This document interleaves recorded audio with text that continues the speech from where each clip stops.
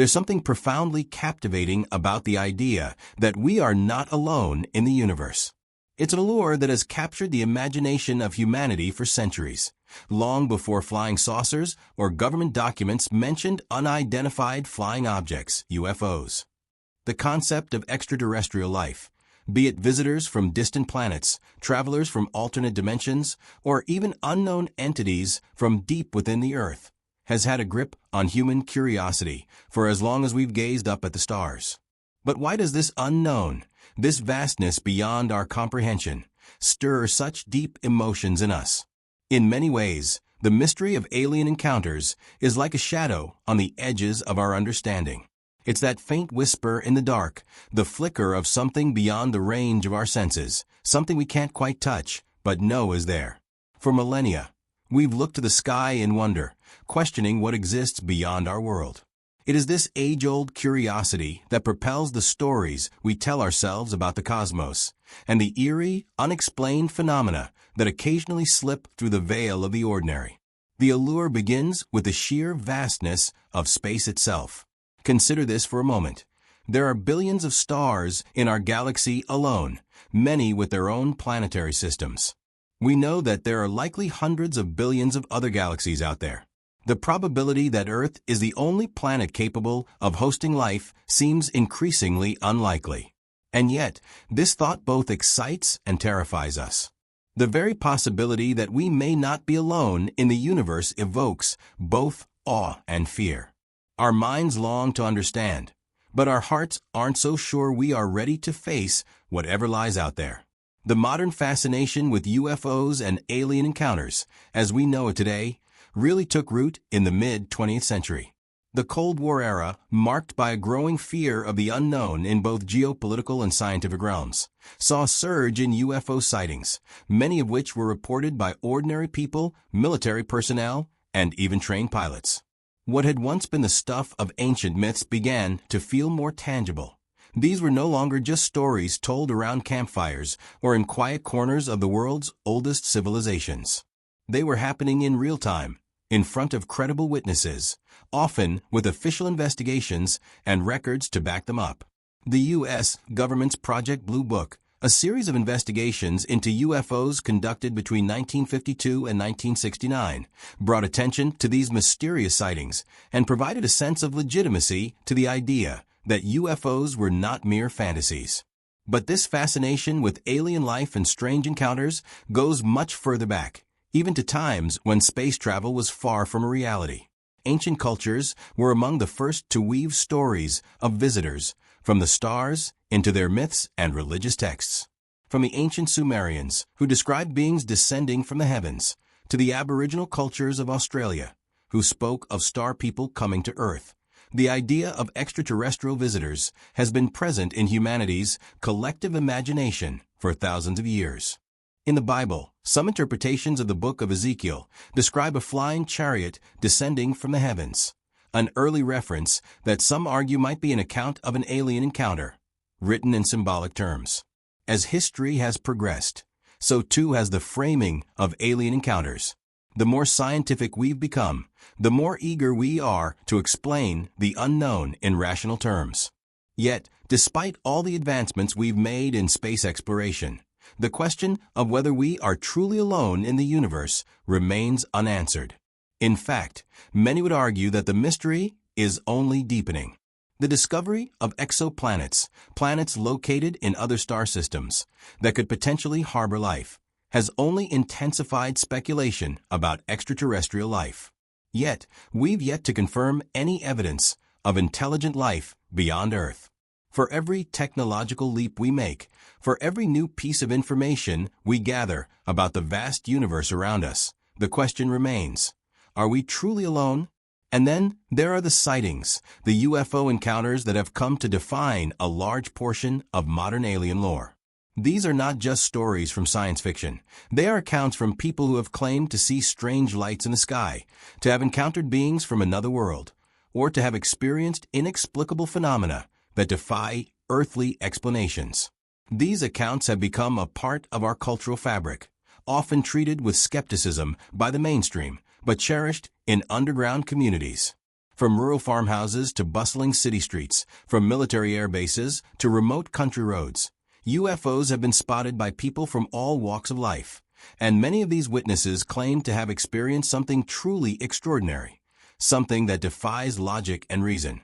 Perhaps the most intriguing aspect of these encounters is the wide range of emotions they evoke. Some who have had these experiences report feelings of peace, wonder, and awe, while others describe intense fear, disorientation, and even trauma. The feelings range from awe at the unknown to deep terror at the realization that we may not be as in control of our world as we once believed. And this dichotomy between wonder and fear is part of what makes the concept of alien encounters so compelling. It's not just about the aliens themselves, but about what they represent. They represent the unknown, the parts of existence that we cannot yet comprehend, and that thought, whether comforting or terrifying, is undeniably powerful. When someone shares their account of an alien encounter, what we're really hearing is a reflection of their own confrontation with the unknown. It's a moment when the boundary between reality and myth blurs. These experiences leave lasting imprints on the people who claim to have witnessed them, altering their perceptions of reality in profound ways.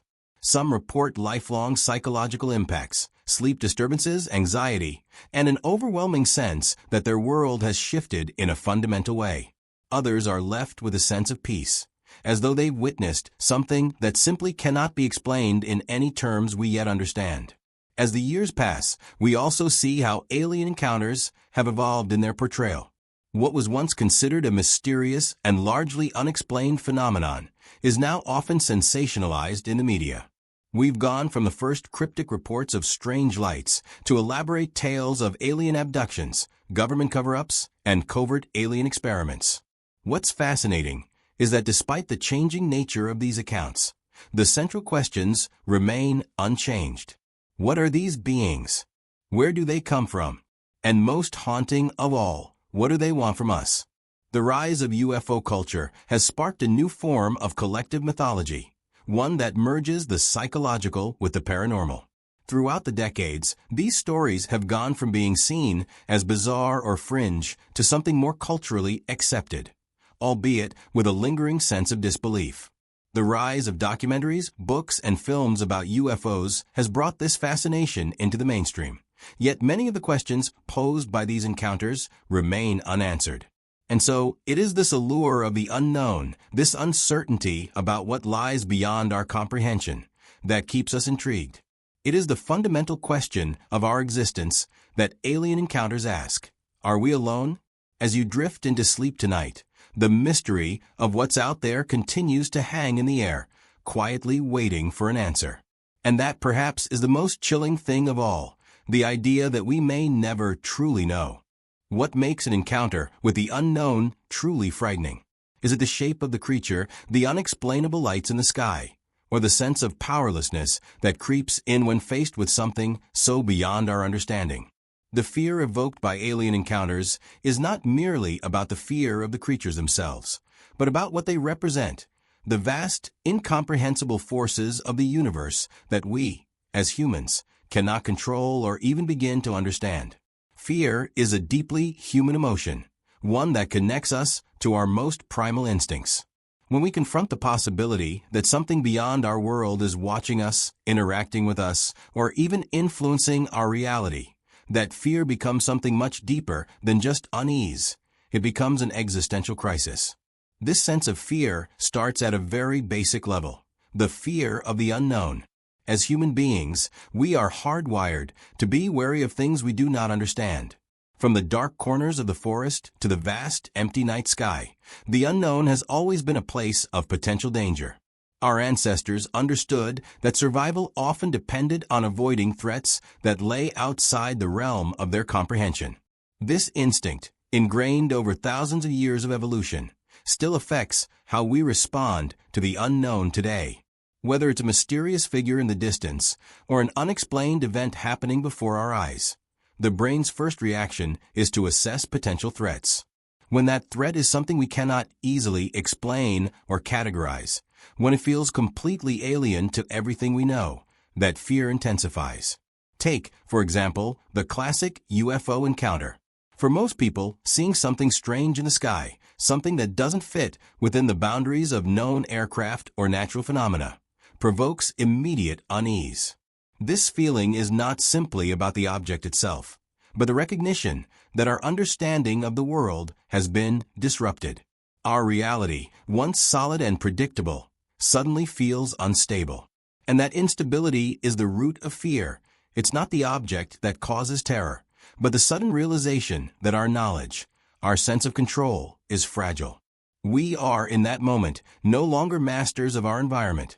But what makes an encounter truly frightening is when the unknown takes on a more personal dimension. The fear escalates when we feel targeted, observed, or, perhaps most terrifying of all, when we are powerless to stop what is happening. This is where the concept of alien abduction enters the story. Unlike mere sightings, abduction experiences involve direct contact, an invasion of the individual's personal space. In many well-known cases, those who claim to have been abducted describe an overwhelming sense of helplessness. They report being paralyzed, unable to move, to scream, or to fight back. In these moments, they experience not just fear of the alien beings themselves, but a deeper terror, a terror of being at the mercy of something far more powerful than themselves. This powerlessness, the feeling that we are no longer in control of our own fate, is what often makes abduction stories so chilling. These are not just encounters with unknown beings, they are personal violations, events in which the laws of physics and biology seem to break down, and the victim is left with no recourse. The stories often describe vivid and traumatic memories, in which the experiencer is subjected to painful examinations, intrusive technologies, and sometimes even forced compliance with unknown rituals. The inability to escape, combined with the overwhelming sense of powerlessness, makes the encounter much more frightening than the sighting of a strange light or unexplained object. It's the loss of agency, the stripping away of control, that makes these encounters so deeply unsettling. Even those who have only experienced a UFO sighting, without the physical interaction, often report a deep sense of unease and vulnerability. They describe an overwhelming feeling of being watched, as if they are mere subjects in a grand experiment, something less than human in the eyes of the observer. This loss of identity, this sense of being reduced to an object of interest, is a recurring theme in many accounts of alien encounters. The experiencer feels as if their autonomy has been compromised, and the horror lies in the realization that these beings may have powers far beyond anything we can comprehend. Culturally, the idea of alien beings coming to Earth has always been laden with both fascination and fear. Early encounters, such as the famous 1950 sightings, often evoked a sense of wonder. But as these stories began to grow more intense and personal, the fear factor also increased. It wasn't just about the mystery of space anymore. It was about the implications of these beings' actions. Why were they here? What did they want? And most chilling of all, why were they interested in us? The way these questions are framed often adds to the fear. There's a sense of cosmic indifference to human life in many alien encounter accounts. Unlike the traditional fears of monsters or ghosts, aliens are often depicted as utterly alien, unemotional, detached, and sometimes even cruel in their dispassionate curiosity. The fear is not based on any kind of malice or intention to harm, but rather on the sheer coldness of these beings, who seem to view humans not as individuals with thoughts and emotions, but as subjects to be studied, experimented on, or even harvested. But the fear goes beyond just the experience of the encounter. For many, the terror begins after the fact. It's not just about what they experienced during the event, but about what the event means for their understanding of reality. Alien encounters force the individual to question everything they know about the world. If extraterrestrials are real, then what does that say about humanity's place in the universe? It challenges our understanding of our own significance, our beliefs about life, and our very conception of reality. That uncertainty, the fear of being fundamentally wrong about everything, is what makes these encounters so disturbing. In addition to the personal fear of alien encounters, there is also the cultural fear of being out of control. The phenomenon of UFOs and alien sightings often seems to occur at random.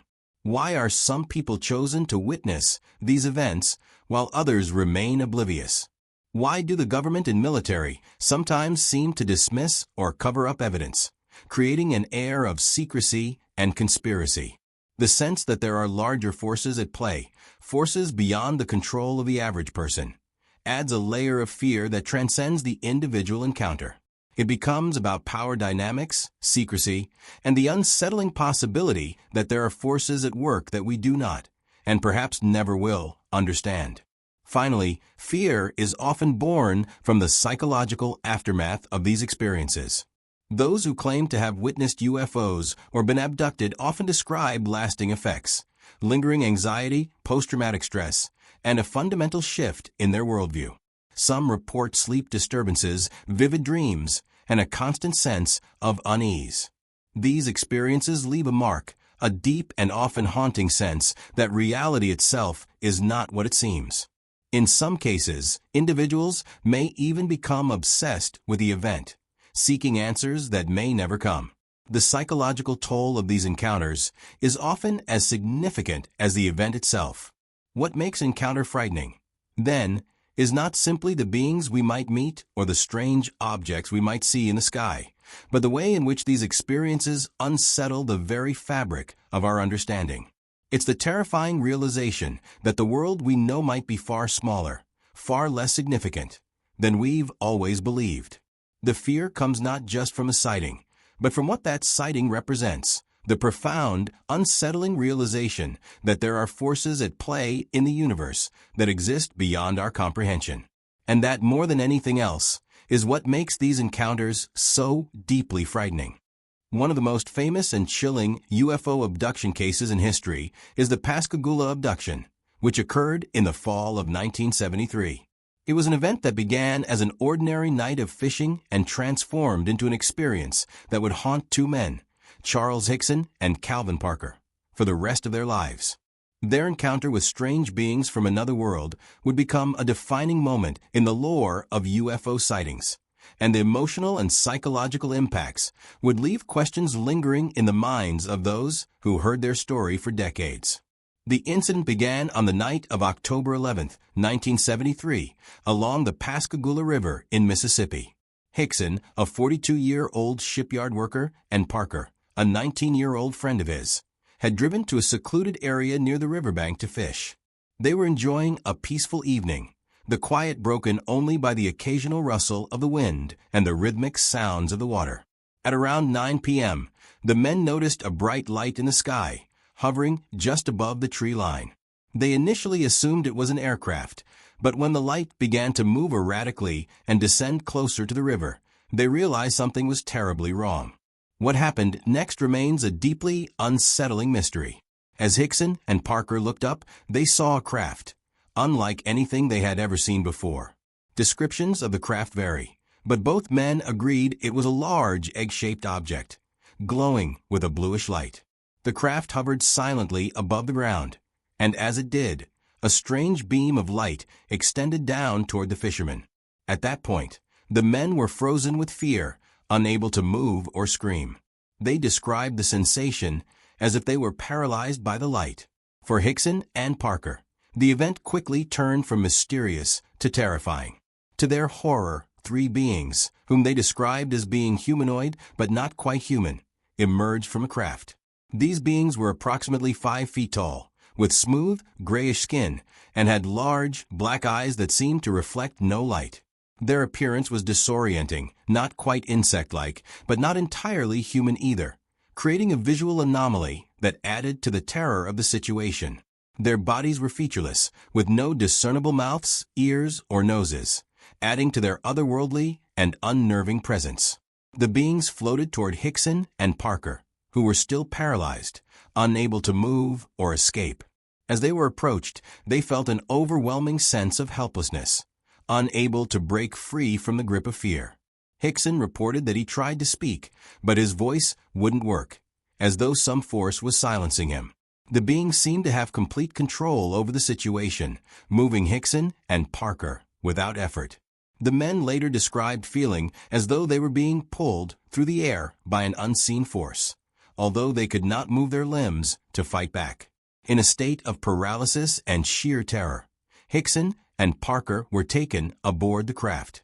According to their accounts, the beings conducted what seemed to be an examination of sorts. Hickson described being placed on a table and subjected to a procedure that he could not fully comprehend. There were no instruments, just a sensation of floating or levitation, and a sense that his body was being scanned or examined. Throughout the ordeal, Hickson felt a profound sense of fear, but no pain. The experience seemed to last only a matter of minutes, but for the men, it felt like an eternity. The beings then seemed to lose interest, and the men were returned to the riverbank, where they found themselves released from the paralysis. The craft ascended into the sky, disappearing as quickly as it had appeared. The two men, still reeling from the experience, quickly drove to a nearby phone booth and called the sheriff's office. Their report to the police was met with skepticism, as one might expect. How could two grown men, both of whom appeared sober and clear-headed, describe such an outlandish story? Nonetheless, the sheriff's office responded to their call, and the men were interviewed separately. Both men told remarkably similar stories, despite the initial disbelief of the officers. They were eventually asked to undergo polygraph tests, which both passed, further solidifying the credibility of their accounts. The media caught wind of the story, and the Pascagoula abduction became a national sensation. Hickson and Parker were soon inundated with interviews, press conferences, and public scrutiny. Some skeptics claimed that the men had fabricated the story for attention, while others suggested that they had been influenced by the growing popularity of UFO stories in the media. However, both men remained adamant about their experience, insisting that they had encountered something beyond human understanding. In the years that followed, Hickson and Parker's lives were forever changed by the abduction. Hickson, who had been a hard-nosed, pragmatic man before the encounter, became deeply shaken by the experience. He began to reflect on the event constantly, and his sense of fear and anxiety persisted for years. He underwent therapy to cope with the trauma of the experience, as the psychological effects were profound. The encounter had shattered his worldview, leaving him with questions about the nature of life, the universe, and the possibility of extraterrestrial life. For Parker, the psychological toll was even greater. He struggled with severe anxiety and depression, which he attributed directly to the abduction experience. He became reclusive, avoiding public attention, and retreating into his own private world. The memory of being taken aboard that craft, of being powerless in the face of these alien beings, haunted him for the rest of his life. In interviews, Parker was often more reticent than Hickson, appearing visibly disturbed whenever the incident was brought up. What made the Pascagoula abduction case particularly compelling was the level of detail in both men's testimonies. They described the craft and the beings in ways that were consistent, and their experiences were both extraordinarily vivid and deeply personal. It was also notable that they had no prior interest in UFOs or extraterrestrial phenomena before the encounter, which made their story seem less likely to be influenced by popular culture or existing myths about aliens. Many questions remained unanswered about the incident. What exactly happened during those few minutes aboard the craft? What were the true intentions of the beings who took Hickson and Parker? And most importantly, were these beings truly extraterrestrial in origin, or were they something else entirely? Some theorists have suggested that the men may have been subjected to a psychological or physiological phenomenon, such as sleep paralysis or a shared hallucination. However, the fact that both men experienced the same event in such vivid detail makes this theory less plausible. In addition, the physical evidence from the site, including marks found on the ground near the riverbank, has never been fully explained. Some researchers point to these physical traces as proof that something unusual happened that night. The Pascagoula abduction remains one of the most documented and well-known UFO cases in history, and it continues to fascinate researchers and UFO enthusiasts alike. For decades, the story of Charles Hickson and Calvin Parker has served as a poignant reminder of the enduring mystery of alien encounters. The fear, confusion, and trauma they experienced are not unique to them. Many others, who have claimed to have been abducted or encountered extraterrestrial beings, report similar emotional and psychological scars. In the case of the Pascagoula abduction, however, the credibility of the witnesses and the details of the encounter continue to make it one of the most compelling UFO stories ever told. Even today, decades after the event, Hickson and Parker's experience remains an open chapter in the ongoing saga of human encounters with the unknown. The Rendlesham Forest incident, often referred to as Britain's Roswell, stands as one of the most compelling and baffling UFO encounters in modern history. It occurred over a series of nights in December 1980 near the RAF Woodbridge base in Suffolk, England, and involved multiple military personnel witnessing strange lights in the sky and a craft that seemed to defy the laws of physics. Unlike the typical UFO sightings, where one or two witnesses might come forward, the Rendlesham case involved a number of credible witnesses, including U.S. Air Force personnel, lending it an air of legitimacy that few other UFO encounters can claim. It remains one of the most well-documented and hotly debated UFO incidents in the world, with reports from official military sources, physical evidence from the site, and eyewitness accounts all weaving a chilling narrative. It all began in the early hours of December 26, 1980, when several military personnel stationed at RAF Woodbridge were alerted to strange lights spotted in the nearby Rendlesham Forest. The men, part of a team of U.S. Air Force Security Police, had been on duty that night when they observed a bright, hovering light in the distance. Initially, they thought it might have been a downed aircraft, and so they proceeded to investigate the site, which lay just outside the perimeter of the military base. As they ventured into the forest, they were met with an object that defied all conventional explanations. The object was described as being triangular or pyramid-shaped, with a bright light emanating from it. It hovered silently in the air, casting an eerie glow through the trees. The men were stunned, unable to comprehend what they were witnessing. According to their accounts, the craft moved in ways that were unlike any known aircraft, shifting direction quickly and without any sound. It was as if the laws of aerodynamics simply didn't apply. One of the first to approach the object was Staff Sergeant Jim Peniston, who later claimed to have walked up to the craft and touched it. In his account, the craft was smooth and metallic, and as he placed his hand on its surface, he felt a strange warmth emanating from it. Peniston later reported that he experienced a flash of light and a sensation of mental clarity, during which he allegedly received a series of binary code-like symbols in his mind. These symbols were so vivid that he later wrote them down, believing them to be a form of communication from the beings aboard the craft. His encounter remains one of the most puzzling aspects of the case, as the symbols he wrote down have never been definitively decoded or explained. As Peniston and his team continued to investigate, they were joined by other personnel, including Sergeant John Burroughs and Airman Larry Warren, who also reported seeing strange lights and unusual phenomena.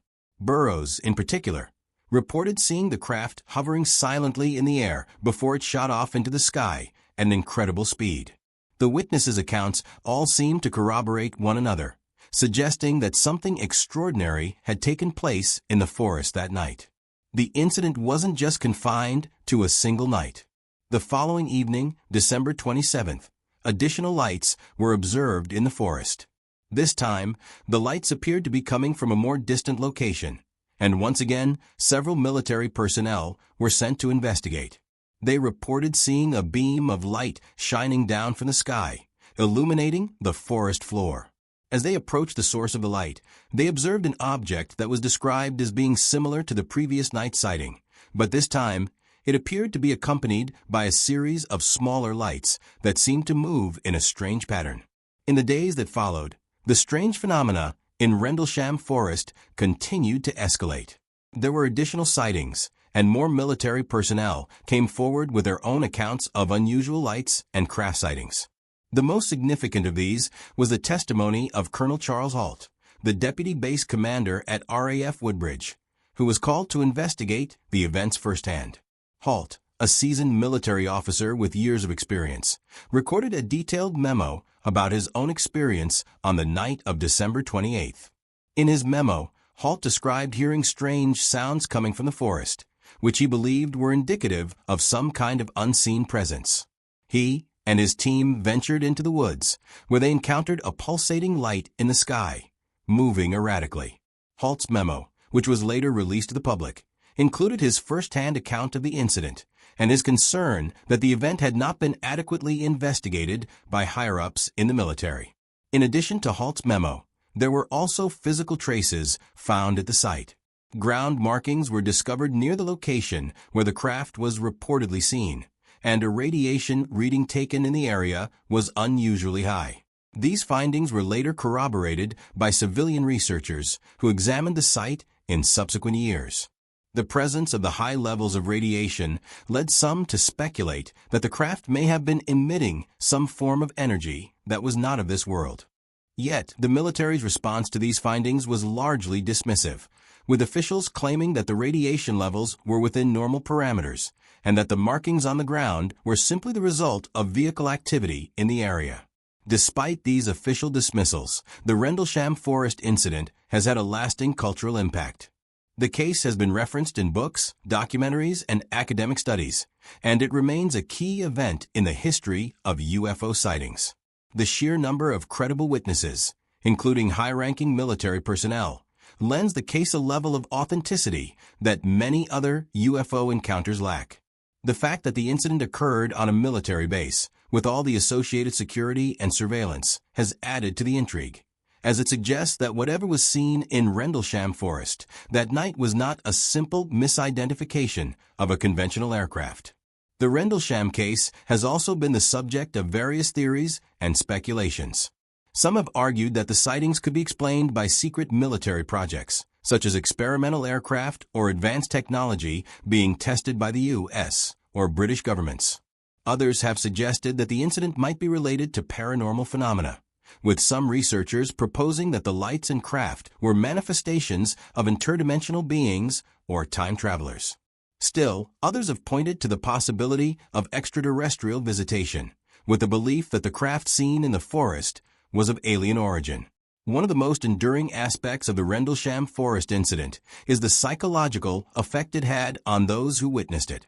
The men involved in the case, particularly those who had direct contact with the craft, have spoken publicly about the emotional and psychological toll the encounter had on them. Jim Peniston, for instance, has described how the experience changed his life, leaving him with a sense of profound unease and a feeling that there was something much larger at play, something beyond human comprehension. Similarly, John Burroughs and Larry Warren have both spoken of how the event affected them deeply, with Burroughs suffering from a variety of health problems that he attributes to the encounter. In fact, some researchers have suggested that the psychological and physiological effects reported by the witnesses could be a result of radiation exposure, though this theory remains highly controversial. The Rendlesham Forest incident remains unresolved, a mysterious chapter in UFO history that continues to captivate the public's imagination. Despite decades of investigation, the full truth of what happened in those cold, dark woods remains elusive. The official military reports remain ambiguous, and many questions continue to linger. What was the source of the strange lights in the sky? What was the object that was seen hovering in the forest? And what do the radiation readings and physical evidence found at the site mean? Until these questions are answered, the Rendlesham Forest incident will remain one of the most intriguing and puzzling UFO cases ever recorded. The story of Travis Walton's abduction is one of the most chilling and controversial UFO encounters ever recorded. In November 1975, Walton, a logger from the small town of Snowflake, Arizona, was allegedly abducted by a UFO while working with a crew of 6 men in the remote Apache Sitgreaves National Forest. What makes Walton's case so compelling and so terrifying is not just the extraordinary nature of the encounter itself, but the way it was experienced by Walton and the people around him, and the aftermath of confusion, fear, and disbelief that followed. On the evening of November 5, 1975, Walton and his logging crew were finishing their work for the day. As they drove home along a dirt road, they suddenly spotted a bright, unusual light in the distance. Initially, the men thought it might be a fire or some sort of industrial activity, But as they got closer, the light became more defined and increasingly strange. Walton, curious and eager to investigate, instructed his crew to stop the truck and get out to take a closer look. They approached the light, which was now hovering silently above the treetops. It was not like any aircraft they had ever seen. It was a large, glowing, disc-shaped object, radiating a strange golden light. Walton, despite the unease of his crew, stepped closer to the object. As he got nearer, the light grew brighter and more intense. According to Walton's later account, the light then suddenly flared in an explosion of energy that knocked him off his feet. His crew, terrified, quickly fled the scene, driving away in panic. After a few moments, they stopped and returned to the site, but Walton was gone. The object had disappeared, and the only trace left of the encounter was the absence of Walton himself. The crew, understandably shaken, called the local authorities and reported that Walton had been abducted by a UFO. The police, initially skeptical, launched a search for Walton, but despite extensive efforts, there was no sign of him. The disappearance became a national story, attracting media attention and the scrutiny of UFO enthusiasts, skeptics, and investigators alike. For 5 days, Walton's family and friends agonized over his disappearance, unsure of whether he had been taken by aliens, kidnapped by someone else, or met with some other, more mundane fate. Then, on November 10th, 5 days after his disappearance, Walton reappeared. He stumbled out of a dense forest area, confused, disoriented, and in a state of shock. Walton claimed that he had been aboard an alien spacecraft during the 5 days he was missing, and that he had been subjected to a terrifying experience involving strange beings and a bizarre form of medical examination. He said that after being struck by the intense light from a UFO, he found himself aboard the ship, surrounded by beings who were both human and non-human in appearance. He described them as having large, bald heads, big eyes, and grayish skin, characteristics that have become almost synonymous with the gray alien archetype in popular culture. Walton's account included vivid descriptions of his time aboard the craft, including a sense of paralysis and helplessness, as well as being subjected to an examination where alien beings probed him with strange instruments. One of the most unsettling details of Walton's story was that he did not experience this event alone. According to Walton, the beings aboard the craft seemed to treat him like an object to be examined, and he was unable to communicate or break free from their grasp. His fear was compounded by the fact that at no point did the beings attempt to communicate in any way that could be understood. The language they used, if they spoke at all, was entirely incomprehensible. Walton described feeling isolated and terrified, cut off from everything he knew and understood. After what felt like an eternity, Walton reported being returned to the same area where he had been taken. The UFO had vanished, and he was left to wander the forest in a dazed, confused state. When Walton returned home, his story was met with a mixture of disbelief, skepticism, and support. The crew members who had witnessed Walton's abduction were adamant that something had happened that night, though their own accounts differed slightly from Walton's. Some claimed that they had seen the UFO lift off after Walton was struck by the light, while others insisted that they had heard no sound or seen nothing after Walton disappeared. The differing accounts from the witnesses added to the confusion surrounding the event, and the media frenzy surrounding the case only heightened the sense of uncertainty. Despite the skepticism, Walton passed a polygraph test, and his credibility was bolstered by the fact that his story remained consistent over time. The case became a focal point for UFO researchers, with some theorists suggesting that Walton's experience was not just an abduction, but a form of medical experimentation conducted by extraterrestrials. Others believed that Walton's story was simply a misperception or fabrication, arguing that the men who witnessed the event might have been influenced by the growing UFO phenomenon in the media at the time. In the years following the abduction, Walton's life was never the same. He struggled with the psychological impact of the experience, including bouts of anxiety, insomnia, and a sense of alienation. His relationships with his family and friends were strained, as many found it difficult to reconcile the details of his story with their own beliefs about reality. Walton himself reported feeling a profound sense of confusion and isolation, as though the abduction had irrevocably altered his perception of the world. Walton's case gained additional notoriety when it was adapted into a book, The Walton Experience, and later made into a film, Fire in the Sky, 1993. The book and movie depicted Walton's abduction in vivid detail, further cementing the event in popular culture.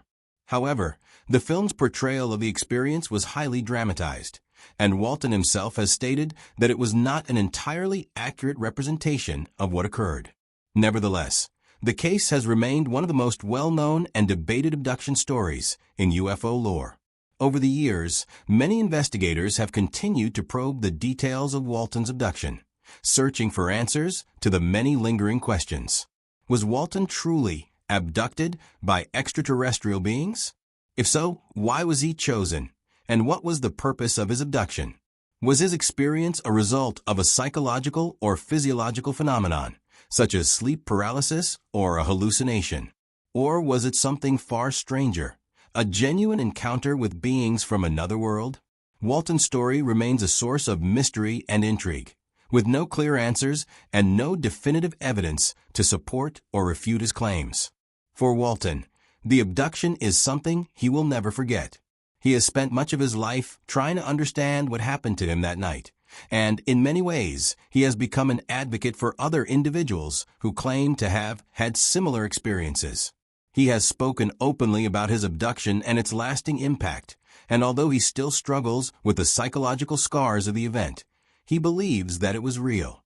He remains convinced that the beings he encountered that night were not of this earth, and that his abduction was part of a larger mystery that humanity has yet to comprehend.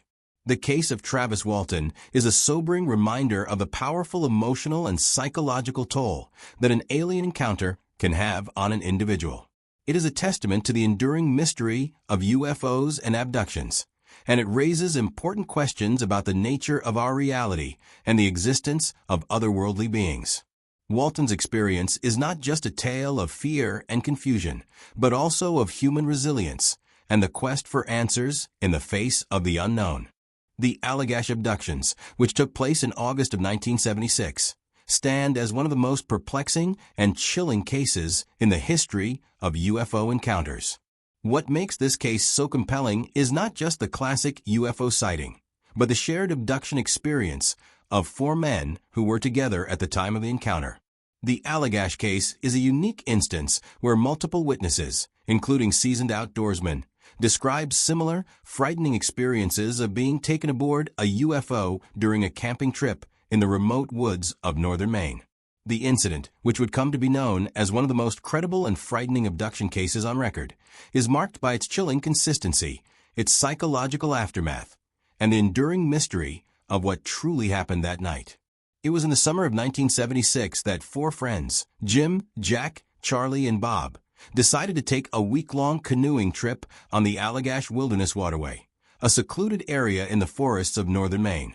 The group was composed of men with considerable wilderness experience, all of them familiar with the rugged terrain and the silence of the woods. They had no reason to believe that their trip, which was meant to be a peaceful retreat from the demands of their daily lives, would become anything but an ordinary adventure. On the night of the alleged abduction, the group was camped on the shores of Eagle Lake, a remote spot known for its serene beauty. It was a clear night, and the men were gathered around the campfire, enjoying the quiet solitude of the wilderness. As they talked and relaxed, one of them noticed an unusual light in the sky. At first, they thought it might be an airplane or a satellite, but the light moved in ways that no known aircraft could. It was erratic and seemed to hover in place, casting a strange, bright glow over the campsite. The men, intrigued by the light, stood up to get a better look. What happened next is still debated to this day, but according to the witnesses, the light seemed to grow larger and closer until it was directly above them. The object appeared to be a large, round, disc-shaped craft, unlike anything they had ever seen before. It emitted a beam of light that descended toward the men, and as the light grew brighter, they felt a strange sense of paralysis. The next thing they remember was finding themselves in a different part of the lake, miles away from their camp, with no clear memory of how they had gotten there. This was not the end of the story, however. It was only after they returned home and began to experience vivid, unsettling memories of the event that the true nature of what had happened that night began to surface. For months after the incident, the men began to experience disturbing dreams and flashes of memory, which seemed to confirm that they had been taken aboard the UFO. Each man had individual memories of being aboard the craft, surrounded by strange beings who performed medical examinations on them, and then returned them to the lake. These memories, which were initially fragmented and unclear, began to come together over time, leading the men to realize that they had shared an experience that defied explanation. The men sought help to understand what had happened to them, and after some time, they underwent hypnosis to try and uncover the missing memories from that fateful night. Under hypnosis, the men recalled being aboard the UFO, where they were subjected to an eerie and invasive examination by alien beings. They described the beings as being humanoid in appearance, with large heads, black eyes, and grayish skin, consistent with the now familiar gray alien archetype. According to their accounts, the beings seemed to be conducting medical procedures, including inserting needles into their bodies and performing unknown tests. As the men relived these traumatic memories, they also recalled the sensations of being paralyzed, unable to move or communicate. The fear and helplessness they experienced were overwhelming, and they reported a deep sense of being studied or experimented on by the extraterrestrial beings. One of the most disturbing details of their memories was the sense that the beings had complete control over them, and that they were unable to resist or escape from their grasp. The psychological toll of the abduction was profound. The men reported experiencing a range of emotional and psychological effects in the years following the incident. They suffered from nightmares, anxiety, and depression, and many of them found it difficult to discuss the experience with others. The trauma was compounded by the fact that, initially, no one believed their story. Despite their consistency and the fact that they passed polygraph tests, the men were met with skepticism from both the public and the authorities. The media often portrayed them as either mentally unstable or as hoaxers seeking attention. This disbelief added to their sense of isolation and confusion. Over the years, however, the Allagash case gained traction within the UFO research community. Investigators and researchers found the case to be unusually credible, given the number of witnesses involved, their background as experienced outdoorsmen, and the consistency of their accounts.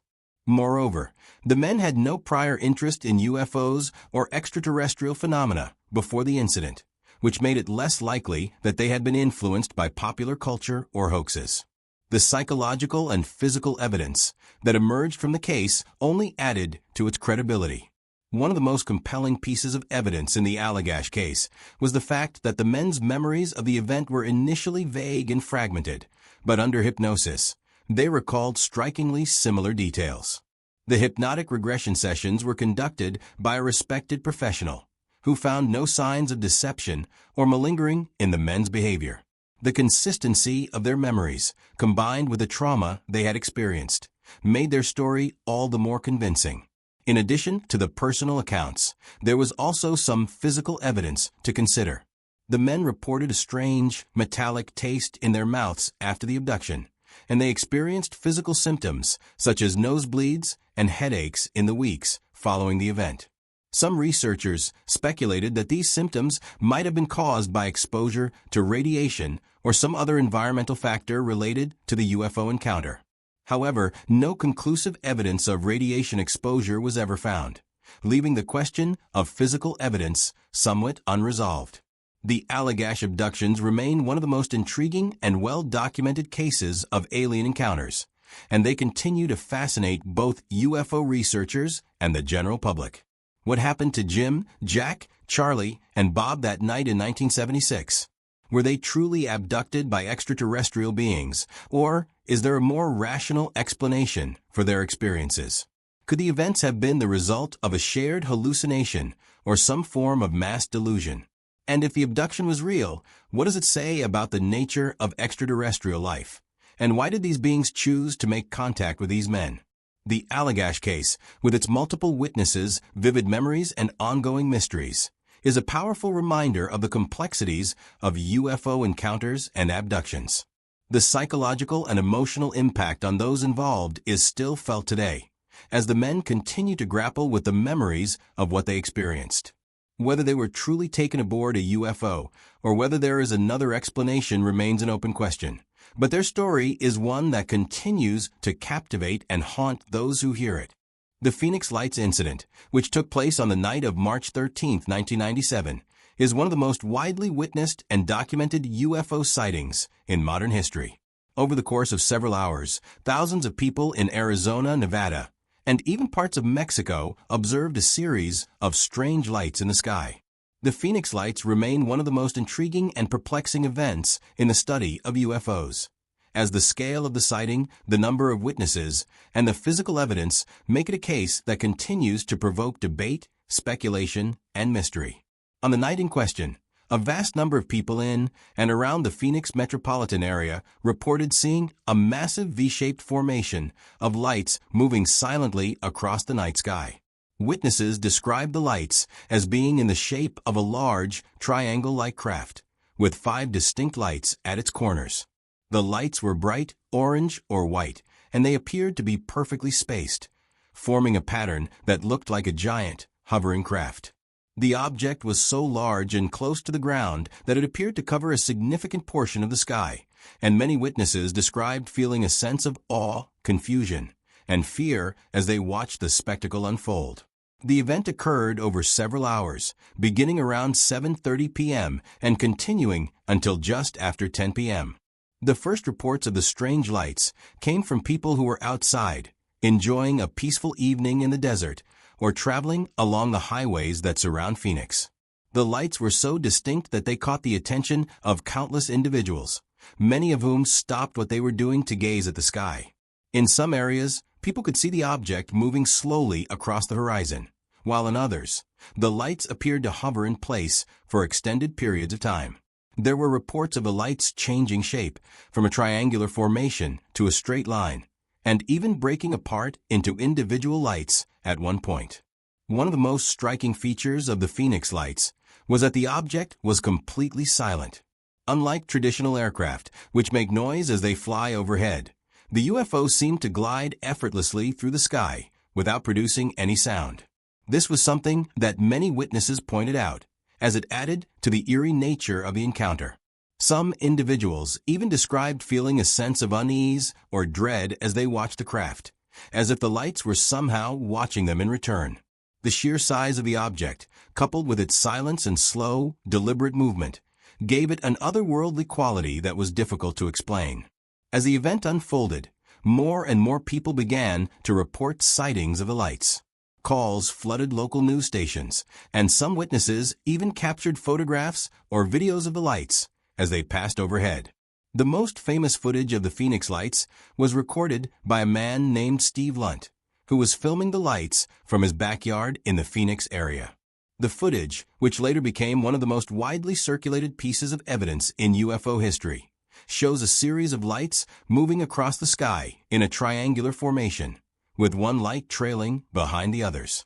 The footage was broadcast on local news stations and quickly went viral, sparking widespread interest in the event. In the aftermath of the incident, the local government and military quickly offered explanations for the lights, though their explanations were met with skepticism. Initially, the U.S. Air Force claimed that the lights were simply flares dropped by military aircraft during a training exercise at the Barry M. Goldwater Range, located to the southwest of Phoenix. According to the official explanation, the flares were dropped in a pattern that created the illusion of a large, triangular object in the sky.